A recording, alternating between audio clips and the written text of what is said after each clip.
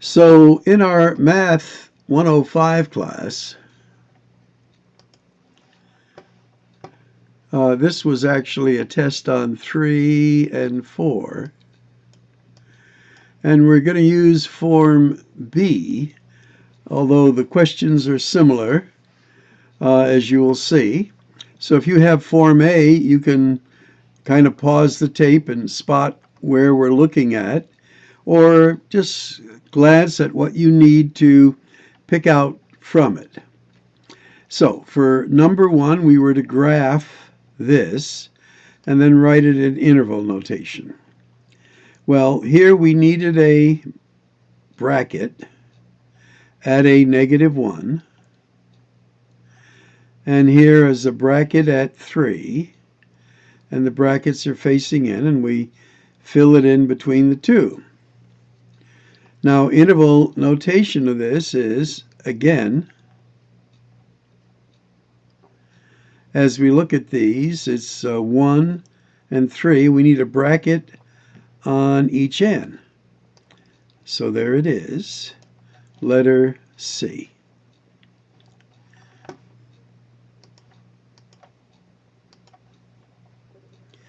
All right, let's bring it up to our next one here. Now, here we had to solve the equation or the inequality first. And since it was greater than, it's going to be a disjunction. I don't know if you remember that. But we solve it by saying first, this is greater than 5. Just take away the absolute sign.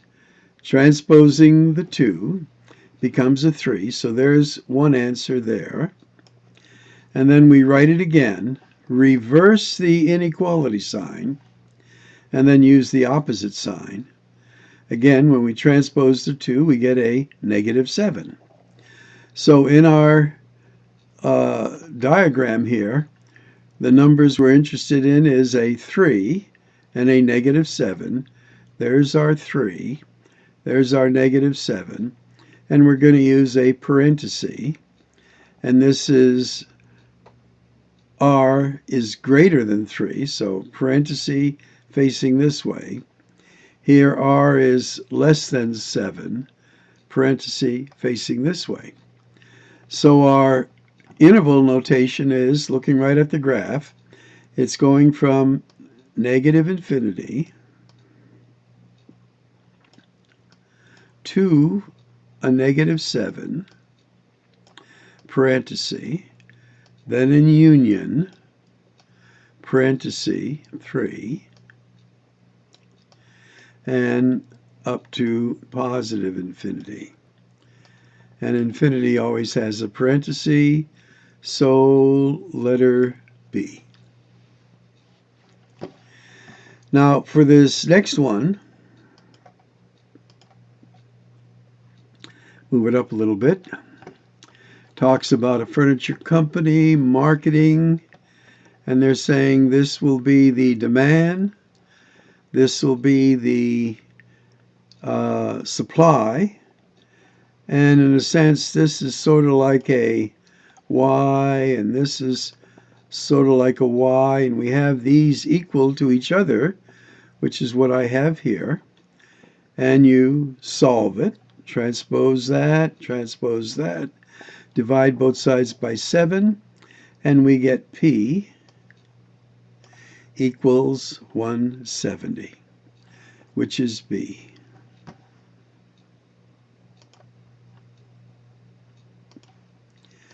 Moving it up now a little bit.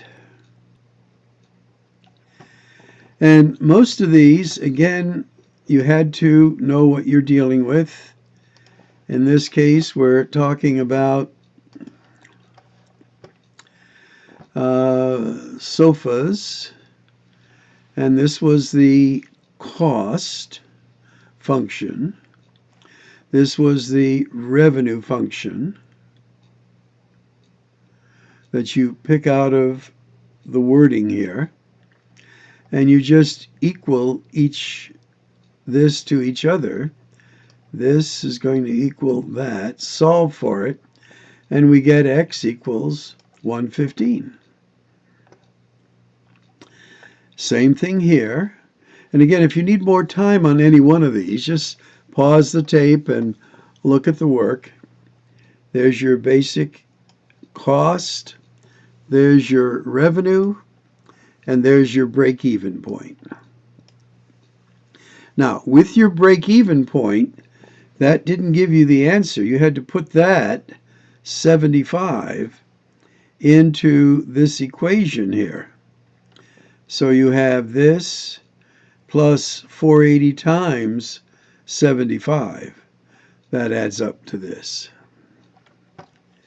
And these others were similarly done. So I don't have to do every single one. And if you had questions on any one in particular, you just had to ask.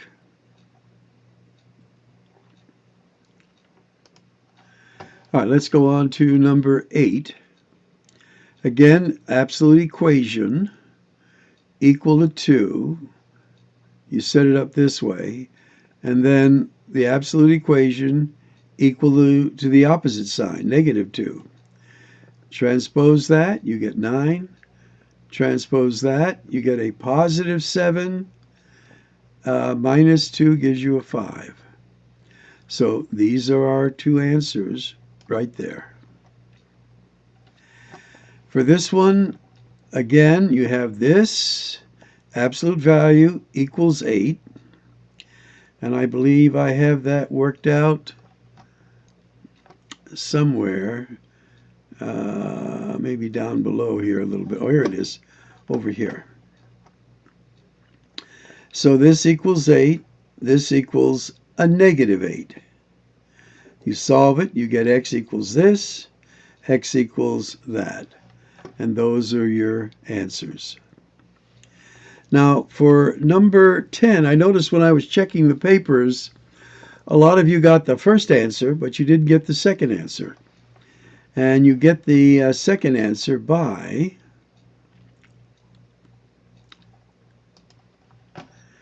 first answer is just take away the absolute signs. S equals 5.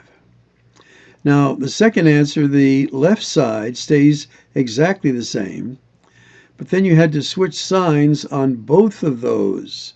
The S became negative, and the 2 became negative. Solve that, and you get S equals 3/2. So S equals 5, S equals 3/2. And that's what they have for letter D.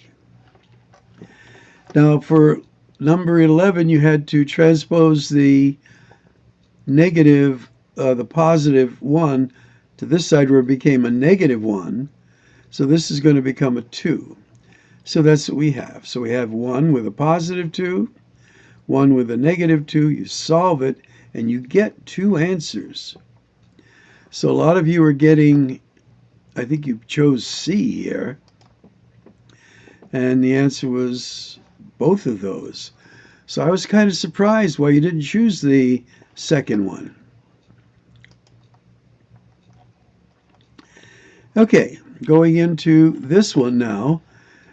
If I were doing this, and I did them actually, I would first make my line. Think of this as equal. So this was in standard form. We're using the standard form X and Y intercept t-chart. These were my two values, so 0, 6, a dot right there. Negative 6, 0, a dot right there. That's 6. Now, what kind of line do I use? Dotted or solid? Dotted. So there's my dotted line. And then where do I shade? Now, if you use the Paulin rule, it says negative y is greater, so a positive y would be less. That means we would shade underneath. Now, you could have put a little dot right here. That would be our test point at 0, 0. Now, if this is 0, And if this is 0, is 0 greater than -6? And the answer is yes. So the shaded area would be where your test point is true, and that's underneath. And that, of course, is letter D. Now, having the letters and the diagrams to work with, I thought was a benefit, but this was where here and then on your loose leaf paper where you showed the work. So here again, it was in standard form, as if it were equal. I made the x and y intercept t-chart. If x is 0, y is a -1/4. If y is 0, x is a -1. So there is 1/4 about there, and there is a -1 right next to it. And what kind of line? Well, a solid line. And then this is a positive y is greater, so we shade above. Now, if you put a dot at 0, 0, if this is 0 and this is 0, is 0 greater or equal to -1? Yes. So it would be the origin would be on the right side of this, or the side that makes the statement correct, and you shade above. Okay? And that is A. Now notice their line is so much better here.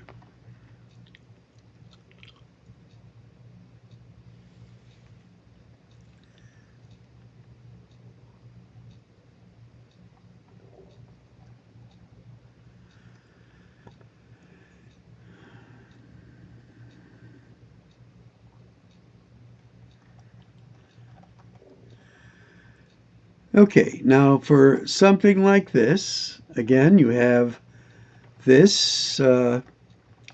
If you just solve each of these, and I think that's what I did first here, I just brought this -2 over. This became a 3. So that's this one. And I brought the 1 over, and that became a -1. So this became a 2. And that's this one.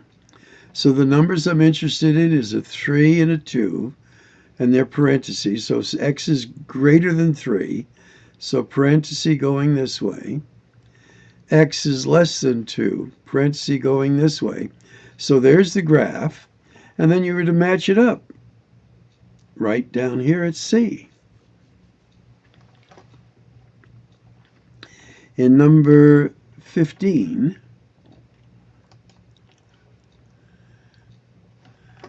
again, the absolute value of these would be x is just like it's written. X is less than or equal to 15, or x, reverse the signs, reverse the direction, greater than or equal to -15.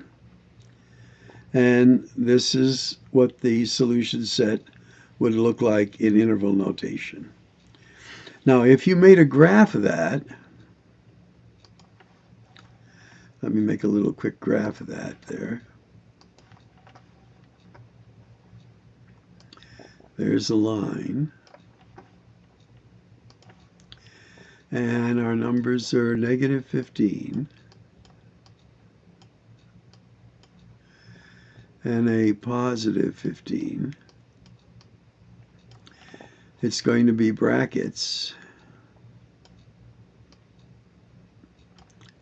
filled in between the two. And interval notation comes right from this.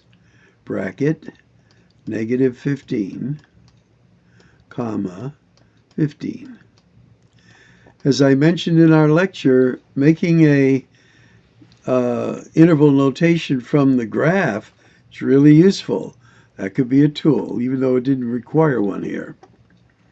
And then here we just had to have this part equal this part, solve it, and here it is down here, and we get this for our answer.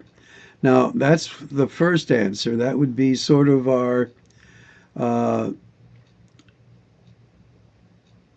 x value, and then we would put that into either one of these equations to find our y value, and that gives us our ordered pair.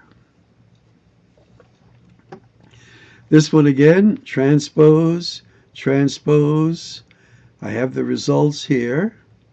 And again, once you sort of catch on, I don't have to do every single one. Don't want to make this too long.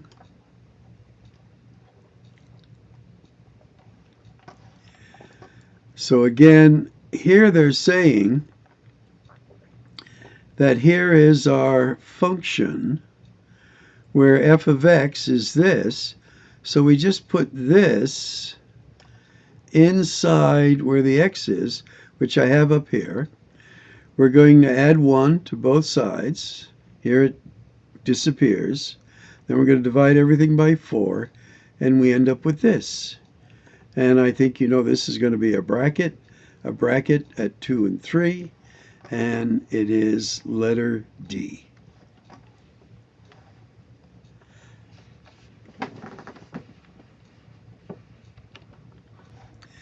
All right, for this one, we're going to take a look at these 3 inequalities, and as we set them up, we could make the t-chart for this one, which is what I've done over here, and that if x is 0, y is going to be a positive 3. If y is 0, x is a negative 9. Now remember, this is going to be a solid line through these points, so negative 9, which is over here, and it goes up to 3, which is over there. So that's this line. And it's y is less, so it's going to be shaded under here. All right, our other one is this one, where I get these values, 0, 10, 0, 10, 5, 0, that's this line. And then the other line is just the x-axis. Y equals 0, solid line, and it's above. And it fills in, and there's where you have it. And on this version of the test, it was this one here. Okay.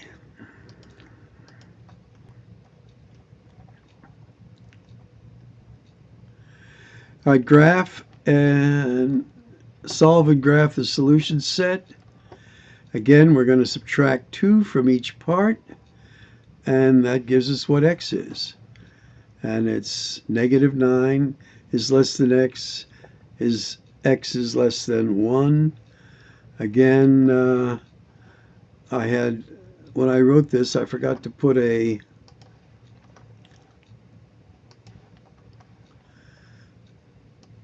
thing here. I did it right in my graph here. Had it here. You have to put that there because this one will be a bracket. This is going to be a parenthesis. So parenthesis, bracket at the numbers, and then there's our interval notation. All right, this one, I think everybody got this one here. Just indicate this is intersection. It's those that are found in both.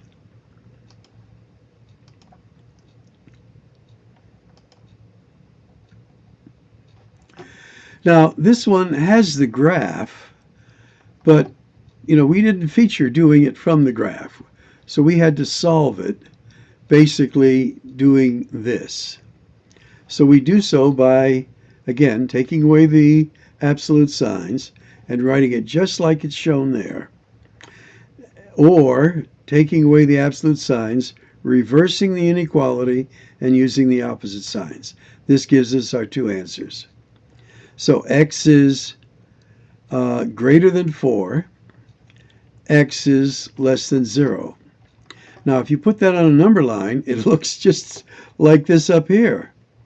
So how do you put that in interval notation?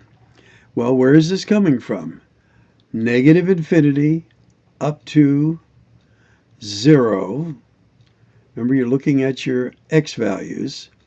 and x is not included in that set, so that's why you have a parenthesis. Then in union, starts at 4, the other side of 4.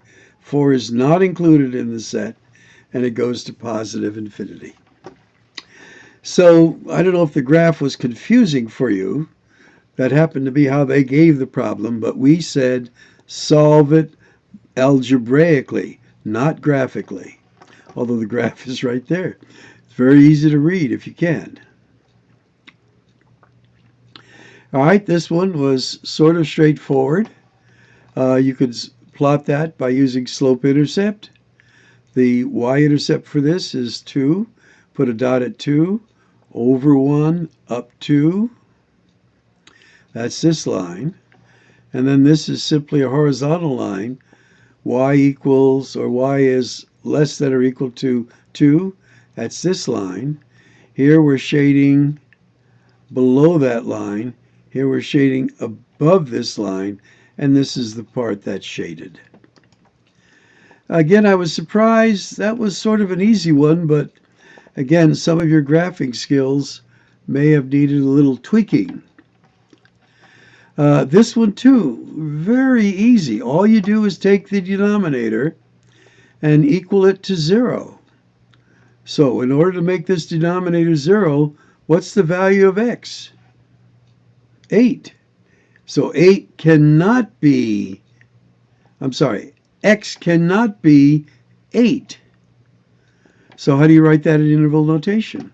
Well, any number from negative infinity up to 8, but not including 8, that's why it's a parenthesis, union, starting with 8, again, parenthesis, comma, positive infinity. And then the graph would look like this. Okay, letter B. Now, a lot of you chose negative 8, but negative 8 and negative 8 would make this a negative 16. You want to make the denominator a 0. Okay, and then in this next one,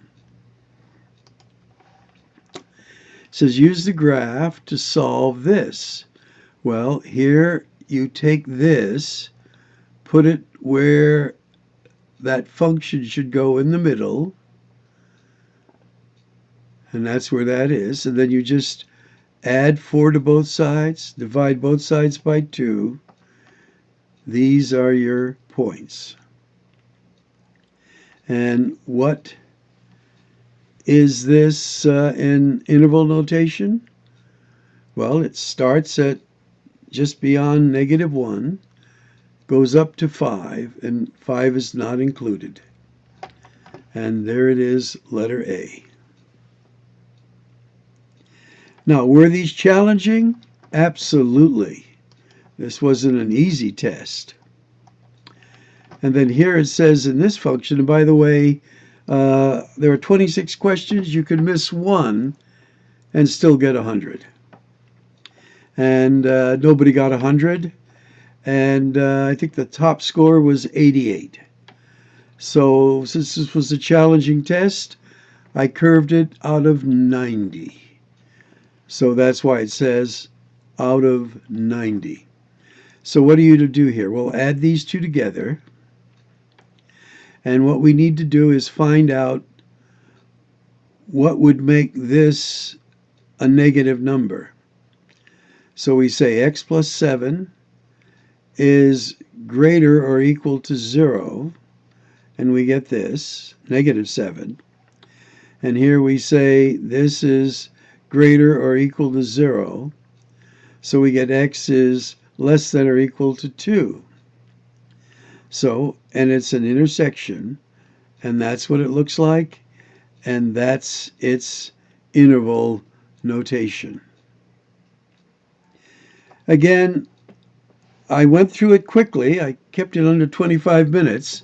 I know a lot of you spent an hour and a half doing this, and, you know, it was a challenge, and there were a lot of things to know.